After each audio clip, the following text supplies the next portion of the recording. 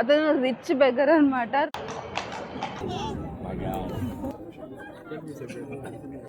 అందరూ ఎలా ఉన్నారు? ఈరోజు అయితే మేము మీ ముందుకి మరో ఇంట్రెస్టింగ్ ఇటాలియన్ సిటీని అయితే తీసుకొచ్చేసాం. ఇటలీ అనగానే అందరికీ జనరల్గా గుర్తొచ్చేది పిజ్జా, పాస్తా, వెనిస్, రోమ్, లేకపోతే మిలాన్ ఫ్యాషన్ వీక్ ఇలాంటివే గుర్తొస్తాయి. కానీ ఇటలీని ఆ రేంజ్లో ఇన్ఫ్లుయెన్స్ చేయగలిగిన సిటీ ఏదైనా ఉంది అని అంటే ఏన్షియంట్ టైమ్స్లో అదే Florence. Welcome to Florence. Railway station నుంచి బయటకు వచ్చిన 5 minutesలోనే నేను ఒక సిటీలో నడుస్తున్నానా లేకపోతే ఒక మ్యూజియంలో నడుస్తున్నానా అన్న క్వశ్చన్ అయితే నాకు వచ్చింది. ఎందుకంటారా, ఎక్కడ చూసినా హిస్టరీ, ఆర్ట్, ఆర్కిటెక్చర్ అలా ఎక్కడ చూసినా అదొక బ్యూటీ లాగా కనిపించింది. ఒకే సిటీలో హంపి, తాజ్మహల్, చార్మినార్, బ్యూటిఫుల్ ఆర్టిస్టులు, అలా టాలెంటెడ్ పీపుల్ అంతా ఉన్న ఒక సిటీ ఉందంటే అది ఎలా ఉంటుంది? అలా ఇటలీలో వాళ్ళకి ఫ్లోరెన్స్ అన్నమాట. అలాంటి ఒక బ్యూటిఫుల్ సిటీని ఇవాళ మాతో పాటు మీరు కూడా ఎక్స్ప్లోర్ చేయడానికి వచ్చేయండి. ఫ్లోరెన్స్ సిటీలో ఉన్న హిస్టరీని ఎక్స్ప్లోర్ చేయడానికి ముందు మన హాస్టల్లో ఉన్న వింటేజ్ సెటప్ని చూస్తే టైం ట్రావెల్ చేసామో లేకపోతే 1970s టైంలో మ్యూజియంలో నడుస్తున్నామో అన్న ఫీలింగ్ అయితే వచ్చింది. ఇక్కడ కూర్చున్న టేబుల్ కూడా చూసారా, ఇది ఒక మన ఇనుప పెట్టెలు ఉంటాయి కదా పాతకాలంలో సూట్ కేసెస్ లాగా యూజ్ చేయడానికి. ఇక్కడ అన్ని మంచి మంచి పెయింటింగ్స్ చేశారు. పికాసో స్టైల్ అంత కాకపోయినా బాగున్నాయి చూడటానికి, మంచి మంచి పెయింటింగ్స్. ఇంకొక ఓల్డ్ స్టైల్ టీవీ, ఇంకొక చిన్న టీవీ.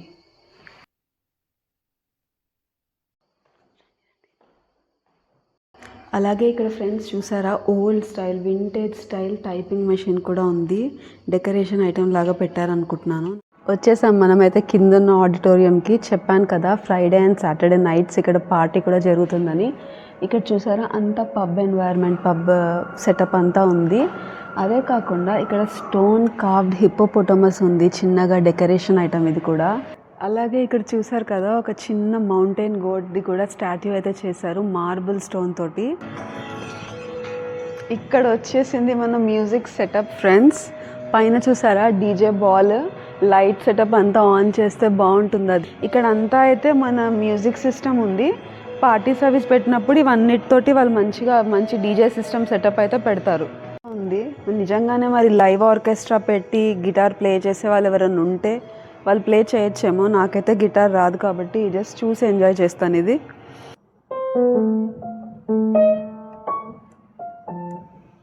పియానో రాదు కానీ పియానో సెటప్ అయితే అదిరిపోయింది. సో ఇది మన మినీ పబ్ అని చెప్పాను కదా, ఇదంతా మా హోటల్లోనే. ఇదేదో బయట వేరే చోట కూడా కాదు. నాకైతే చాలా నచ్చింది హోటల్ చూడటానికి. ఎంటర్ అవ్వగానే ఫస్ట్ ఇంప్రెషన్ ఇదే రూమ్ అనమాట. ఇంప్రెస్ అయిపోయాను, చాలా బాగుంది.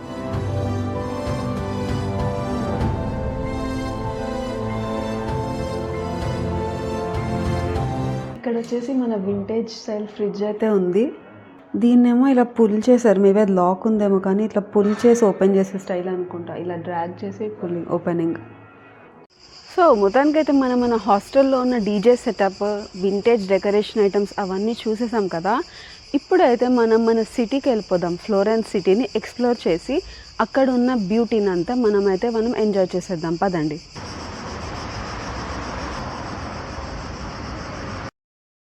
ఫ్లోరెన్స్ని ప్రాపర్గా ఎక్స్ప్లోర్ చేయడానికి యూరోపియన్ స్టైల్లో లీజర్గా అలా చూడాలంటే కనుక 1 week కూడా సరిపోదు.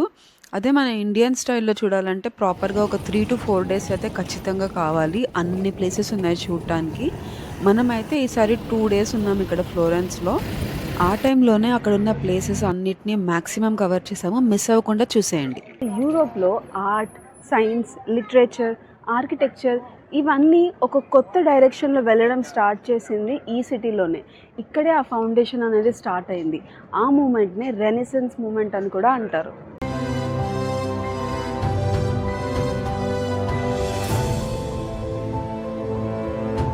సడన్గా మన ట్రిప్లో సర్ప్రైజ్ అయితే వచ్చింది. వెదర్ ప్రిడిక్షన్లో లేకపోయినా కానీ వర్షం పడడం స్టార్ట్ అయిపోయింది. మేము సైడ్కి నుంచి ఉండిపోయాం.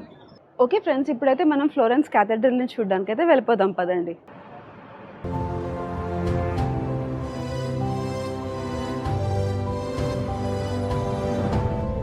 మనమైతే ఇప్పుడు ఫ్లోరెన్స్ క్యాథెడ్రల్ ముందు నుంచున్నాము. ప్రతి సిటీలో ఉండే క్యాథడ్రల్ని ఇటాలియన్లో దుఓమో అనేది పిలుస్తారు. ఫొటోస్లో చూడడానికి ఎంతో అందంగా కనిపించే ఈ క్యాథడ్రల్ చూసినప్పుడు నాకేమనిపించిందో తెలుసా? 500 ఇయర్స్ బ్యాక్ అంటే 1436లో ఎలాంటి క్రేన్స్ టెక్నాలజీ అవేవి లేకుండా ఇంత అందమైన క్యాథడ్రల్ని అసలు ఎలా కన్స్ట్రక్ట్ చేశారు? 1436లో కంప్లీట్ అయిన ఈ డోమ్ని ఫిలిప్పో బ్రునెల్లెస్కి డిజైన్ చేశాడు. అప్పట్లో ఇలాంటి స్ట్రక్చర్ని బిల్డ్ చేయడం ఆల్మోస్ట్ ఇంపాసిబుల్ అనే అనుకునేవాళ్ళు. కానీ ఆయన డబల్ షెల్ డిజైన్ యూస్ చేసి ఇంజనీరింగ్ హిస్టరీనే మార్చేశాడు. ఫ్రెండ్స్, మన ఛానల్ జర్నీ స్టార్ట్ చేసినప్పుడు 0 సబ్స్క్రైబర్స్ అండ్ 0 వ్యూస్. ఒక వీడియో అప్లోడ్ చేసి రిఫ్రెష్ కొడితే 10 వ్యూస్ వచ్చినా చాలా హ్యాపీగా ఫీల్ అయ్యే స్టేజ్ నుంచి ఇప్పుడు మన ఫ్యామిలీ 200+ సబ్స్క్రైబర్స్ని రీచ్ అయింది. ఇంకా రీసెంట్గా అప్లోడ్ చేసిన చింక్వె తెర్రే వీడియోకి అయితే 3000+ వ్యూస్ క్రాస్ అయ్యాయి. నిజంగా ట్రావెల్ వీడియోస్ చేసే ఛానల్స్ ఎన్నున్నా కానీ నా మీద నమ్మకం పెట్టుకుని మన ఛానల్ని చూస్ చేసుకుని టైం స్పెండ్ చేసి సపోర్ట్ చేస్తున్నందుకు మీ అందరికీ నా special and heartful thank you. ఒక్క స్మాల్ రిక్వెస్ట్ మాత్రం నా సైడ్ నుంచి, మన వీడియోస్ చూస్తూ ఎంజాయ్ చేస్తూ ఇంకా సబ్స్క్రైబ్ చేయని వాళ్ళు ఉంటే ఒక్క సబ్స్క్రైబ్ బటన్ నొక్కేయండి. అది నాలాంటి స్మాల్ క్రియేటర్స్కి చాలా పెద్ద మోటివేషన్. ఫ్లోరెన్స్ అనగానే ఇంకొక ఫేమస్ పేరు గుర్తొచ్చేది ఏంటంటే లియనార్డో ద వించి, మికెల్ యాంగెలో, గెలీలియో, ఇలా ఎంతోమంది. స్కూల్ బుక్స్లో మనం చదివిన వాళ్ళందరూ ఇదే సిటీతో కనెక్షన్లో ఉన్నారు. ఫ్లోరెన్స్ అనగానే గుర్తొచ్చే వన్ మోర్ ఇంపార్టెంట్ థింగ్ ఏంటి అని అంటే లెదర్. ఎస్, ఇటలీ అనగానే లెదర్ ప్రోడక్ట్స్కి చాలా ఫేమస్ కదా. ఆ రెప్యుటేషన్ని బిల్డ్ చేయడానికి ఫ్లోరెన్స్ అయితే చాలా ఇంపార్టెంట్ రోల్ అయితే ప్లే చేసింది. చూసారు కదా, ప్యూర్ లెదర్ బ్యాగ్స్ ఉన్నాయి ఇక్కడ. ఇటలీ అంటే కార్స్కి కూడా ఫేమస్ కదా, అందుకే కార్ స్టైల్లో ఉండే లెదర్ బ్యాగ్స్ పౌచెస్ కూడా చేశారు.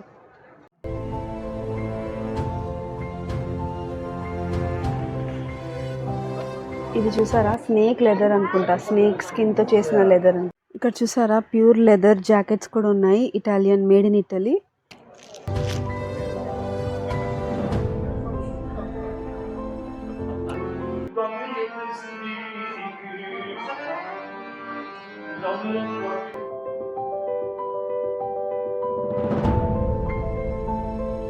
మనమైతే వీళ్ళ గూగుల్ మ్యాప్స్ని పక్కన పెట్టి ఫ్లోరెన్స్ సిటీలో ఉన్న సందులన్నిటిని ఎక్స్ప్లోర్ చేసుకుంటూ one of the most important స్పాట్కి అయితే రీచ్ అయిపోయాము. ఇదే ఫ్లోరెన్స్ హిస్టారిక్ సెంటర్. ఏన్షియంట్ టైమ్స్లో ఇదే ఫ్లోరెన్స్ సిటీ సెంటర్గా ఉండేది. ఈ ప్లేస్ని లాటిన్లో పియాజా డెల్లా రిపబ్లికా అని అయితే 1895లో రీనేమ్ చేశారు. దీన్ని రీనేమ్ చేయడానికి రీజన్ ఏంటంటే ఓల్డ్ ఎరా నుంచి న్యూ ఎరాకి ట్రాన్స్ఫర్మేషన్ జరిగిన ప్లేస్గా దీన్ని వాళ్ళు రికగ్నైజ్ చేయడానికి కోసం అని చెప్పి ఆ నేమ్ అయితే ఇచ్చారు. అదే ప్లేస్ని ఇప్పుడు ఎంతో బ్యూటిఫుల్గా మోడర్న్ టైంకి సరిపడేలా ఎంతో అందమైన కరోజల్ అక్కడ పెట్టారు. చిన్న పెద్ద అని తేడా లేకుండా అందరూ అయితే దాన్ని ఒక కార్నివల్ టైంలో ఎంజాయ్ చేసినట్టు ఒక ఫెస్టివ్ వైబ్స్ తోటి ఎంజాయ్ అయితే చేస్తున్నారు. ఎంత బ్యూటిఫుల్గా ఉందో చూడటానికి.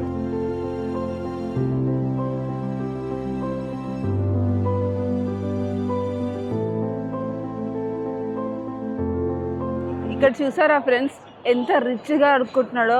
బోర్డు పట్టుకుని ఒక అతను నుంచుని ఉన్నాడు కదా, అతను రిచ్ బెగ్గర్ అనమాట. రిచ్గా నుంచుని బోర్డు మీద ఏం రాసుకున్నాడో తెలుసా? ఒక ల్యాంబోర్గిని కార్ కొనుక్కోవాలనుకుంటున్నాడంట, అందుకని అక్కడ నుంచి అలా అడుగుతున్నాడంట.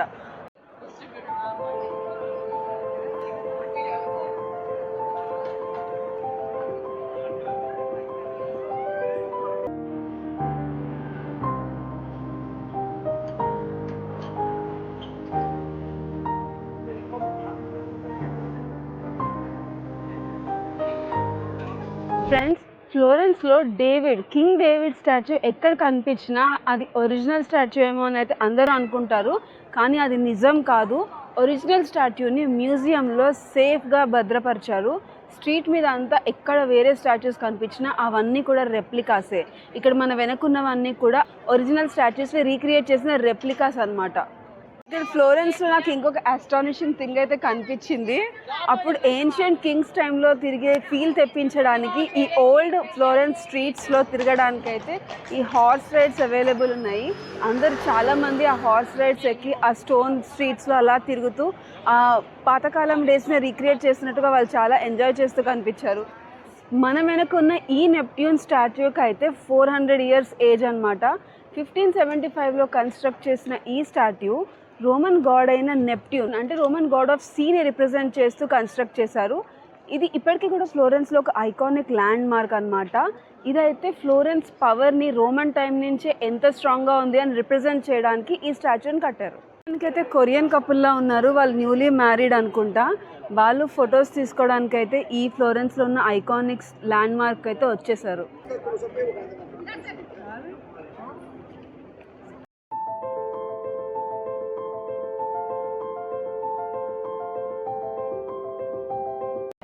ఫ్రెండ్స్ చూసారా, ఇండియాలోనే కాదు ఇక్కడ కూడా ఒక బాటా షోరూమ్ అయితే కనిపించింది.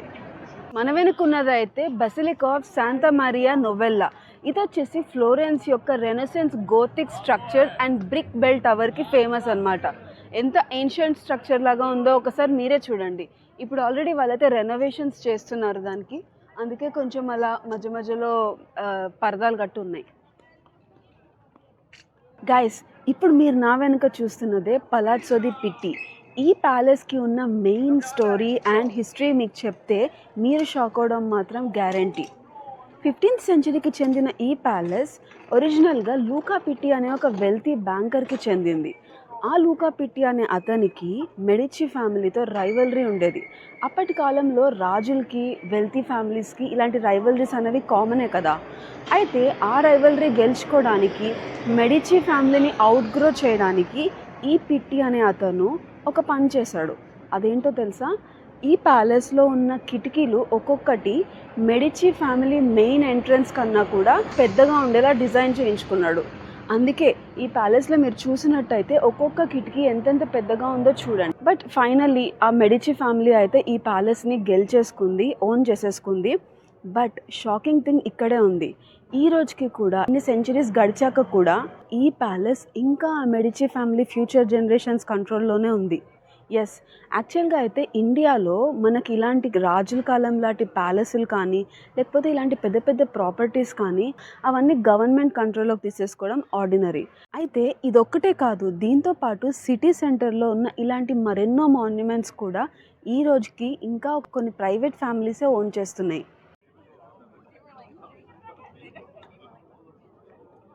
నా వెనుక చూసుకున్నట్టయితే అక్కడ ద బెస్ట్ సిటీ వ్యూ అయితే కనిపిస్తుంది మనకి. ఇది మోస్ట్ ఫేమస్ సన్సెట్ స్పాట్ అనమాట ఫ్లోరెన్స్ సిటీకి.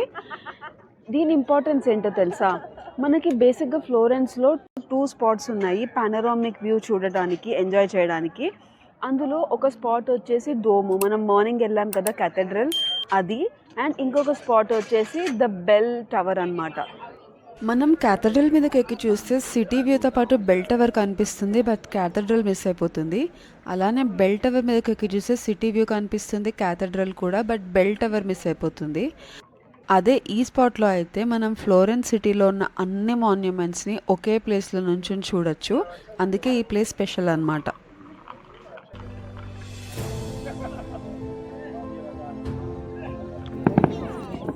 చూడండి, మన వీడియో కోసమే ఫైర్ క్రాకర్స్ అయితే స్టార్ట్ చేశారు వాళ్ళు. సూపర్ ఉంది అసలు. ఇక్కడ నుంచి అలా పానరామిక్ వ్యూలో ఫైర్ క్రాకర్స్, అది కూడా పర్ఫెక్ట్ స్పాట్లో పేలుస్తున్నారు. ఇది చూసారా, ఇంకొక కపుల్ వచ్చింది ఇక్కడ ఫోటోషూట్ చేసుకోవడానికి. ఇవన్నీ మంచి ఐకానిక్ ల్యాండ్ మార్క్స్ అనమాట ఫ్లోరెన్స్లో. సో ప్రీ వెడ్డింగ్ షూటో లేకపోతే వెడ్డింగ్ ఫోటోషూటో చేసుకుంటున్నారు వాళ్ళు అక్కడ. ఇక్కడ చూడండి, జంపింగ్తో పాటు స్కేటింగ్ 2 ఒకేసారి చేస్తుంది ఆ అమ్మాయి అయితే.